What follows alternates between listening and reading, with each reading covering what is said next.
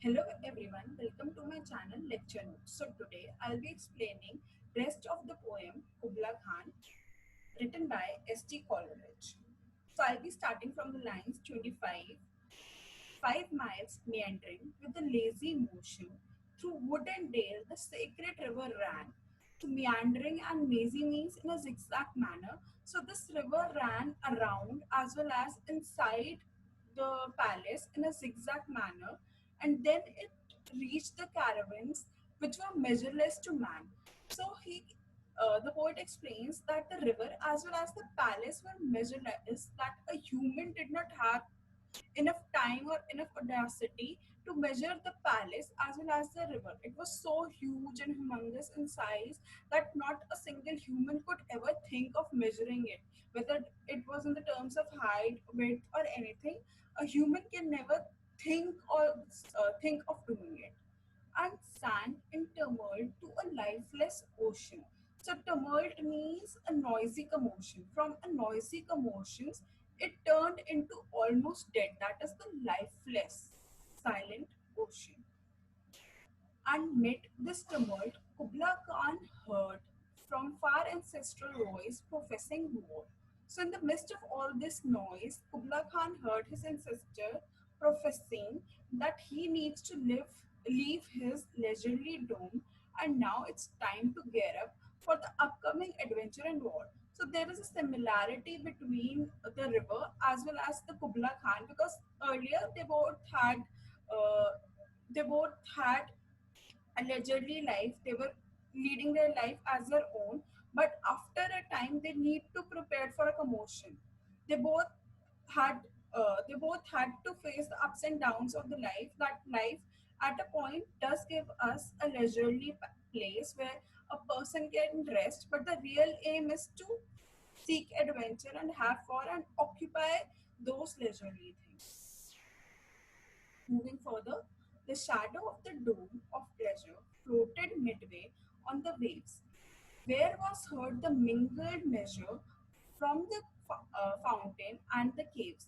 It was miracle of rare device, a sunny pleasure dome with caves of ice. So clearly this place was a rare design of construction, as the murmuring sound of the fountain mingled with the echoing sound of the caves created an illusion of a really rhythmical music.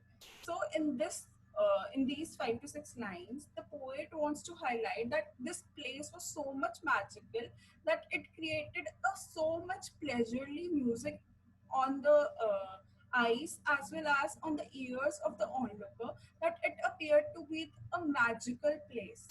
So clearly, this is his vision, this is his imagination, where he has created such a place which is so much magical that a person cannot think of measuring it. And secondly, now he is telling the characteristics. It was a triumph in architecture as it combined in itself both summer and winter. Top of the building warm because exposed to sun, while the low-lying chambers felt the breeziness of ice. So he is using here hyper imagination, that is imagination at the highest level, where he tells that this place was so much pleasurable that a person could experience summer as well as winter. Summer because the terrace basically was exposed to sun, so one can enjoy the warmth of the sun. And below, near in the chambers, low-lying chambers, had the river, had the breeziness of the river flowing down. So it was cold as an ice experience in the winters in the same palace. So he created a vision, a palace in his vision, which was which could give the experience of every season. A damsel with a dulcimer in a vision once I saw. It was an Abyssinian maid, and on the dulcimer she played. So, dulcimer is a musical instrument, and damsel is a virgin girl who is playing that musical instrument. So, it is another vision or another setting from Kubla Khan Palace. Now the scene has shifted to a woman who is singing a song on a musical instrument. It is his another vision. Now he's talking about in this paragraph.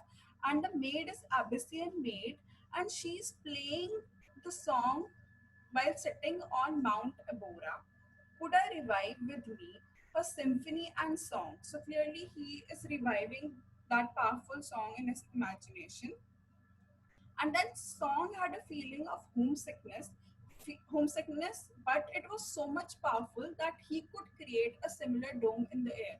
Then in the next four lines, he tells that it was so much sad song, but it had so much power in it that I could create a similar dome, similar Kubla Khan's palace in the air itself.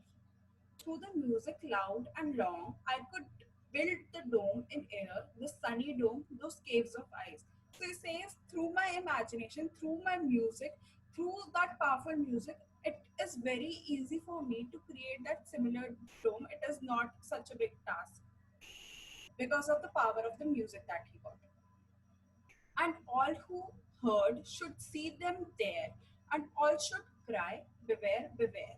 His flashing eyes, his floating hair, weave a circle round him thrice.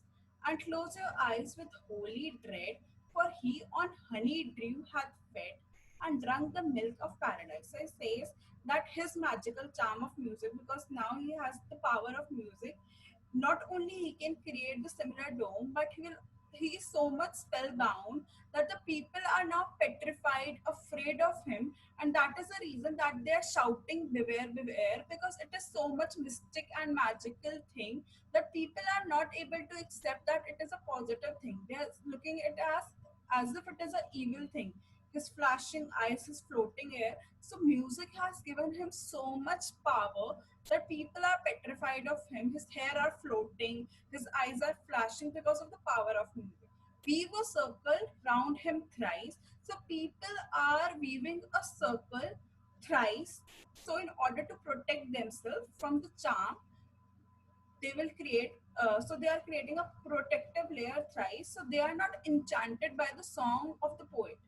And close your eyes with holy dread. So they are doing everything to protect them, whether it is shouting and crying, or whether it is creating a protective layer, or whether it is closing their eyes because they are so much afraid. Then he says that anything cannot protect them because the poet cannot be stopped because he has tasted the nectar from heaven. So he says that every person will be enchanted by my song. My song is so much powerful that no one will be left because I have tasted the nectar from heaven, that the God is my helping hand, and I've already got the permission because milk of paradise, he has already the given powers. So every person will be enchanted by the music. So in the first paragraphs, he tells about first two paragraphs, he tells about the palace, that how beautiful and miraculous is that palace, and then he tells about the mystic creation, that a woman is howling for the lost lover. And then in the final paragraph, he tells about the power of music.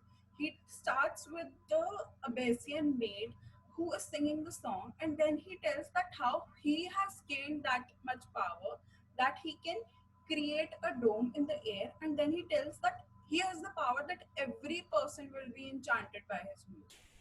So that is all. Thank you for watching this video. And if you want us to make a video on any particular topic, whether it is a novel, play, poet, poem, anything, please do comment.